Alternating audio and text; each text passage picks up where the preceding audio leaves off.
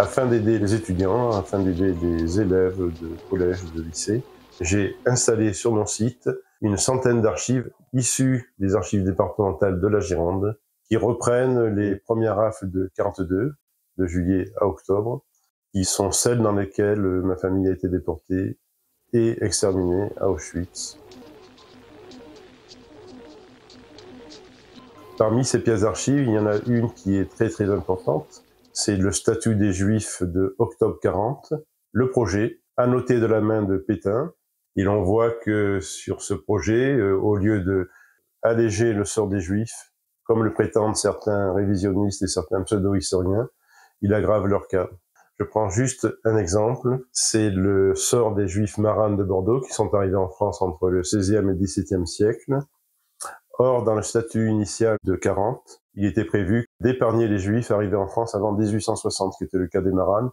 Et Pétain raye cette ligne, et d'un coup de rature, il condamne les 1597 Juifs de Bordeaux à la déportation et à l'extermination.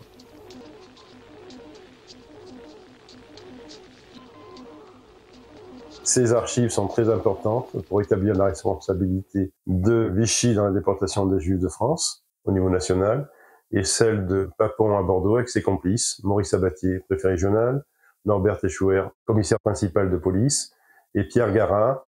directeur du service des questions juives, sans oublier la SNCF et la compagnie des tramways électriques et omnibus de Bordeaux, qui amenaient les Juifs du camp de Mérignac à la gare Saint-Jean, de la gare Saint-Jean à la gare d'Austerlitz, de la gare d'Austerlitz à Drancy,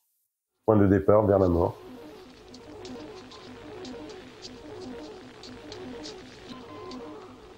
Et enfin, vous trouverez la pièce côté 1.1, qui est en fait la lettre que notre avocat Gérard Boulanger envoie au doyen des juges d'instruction pour porter plainte pour crime contre l'humanité, contre Papon.